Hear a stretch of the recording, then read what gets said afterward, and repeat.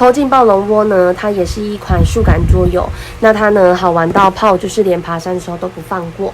那我们来跟大家解释一下要怎么玩。它呢总共就是一个游戏的底板，然后4个恐龙旗，然后还有这个蛋巢，4个人，1个人1个。那接着还有就是转盘和暴龙卡，还有蛋。那蛋要跟暴龙卡放在一起哦，这是游戏的配置。简单来说，我们就是要去偷暴龙的蛋这样子。那呢，游戏开始了，先骰骰子，由年纪小的开始。那像我骰到了4步，1、2、3、4，我这里是不是走到脚印了？那我的暴龙卡就需要翻面了。它原本是醒着的嘛，那我翻过来的时候，它在睡觉，我就要发出咚，它在睡觉的那个声音。那换下一个玩家，那像我下一个玩家是黄色的，1、2、3，它3步嘛，3步，你看又到脚印了，那是不是要翻面了？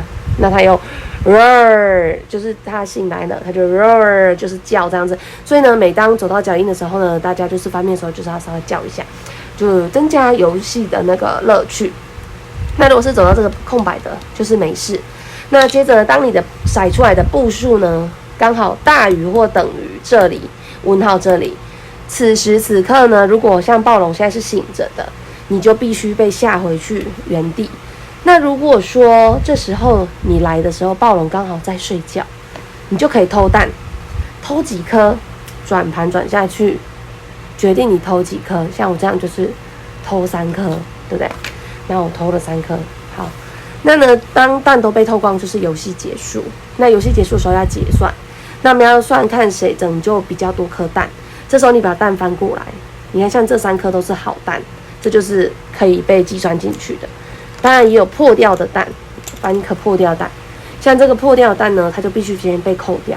所以假如说你今天呢，就是拿到了这样子4颗蛋，当你翻过来的时候，你这个坏掉的蛋就得先被扣除，然后算剩下好的蛋。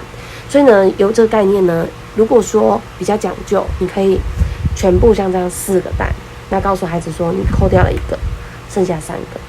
就是告诉他这个就是减法的概念。可是呢，如果说我们就只想孩子培养那个数感的话呢，其实也没关系，就坏掉蛋就不要了，然后我们就数，这样就1、2、3。所以呢，简单来说呢，就是偷进暴龙窝呢，它也是一款非常有趣的一款就是数感桌游。其实数感桌游呢，大部分就是培养孩子对于数字的敏感度，所以我们不一定要求说孩子一定要学了很多东西，但是呢，这些敏感度呢，对他们日后呢，在数学上面呢，有蛮多的帮助的，分享给大家咯。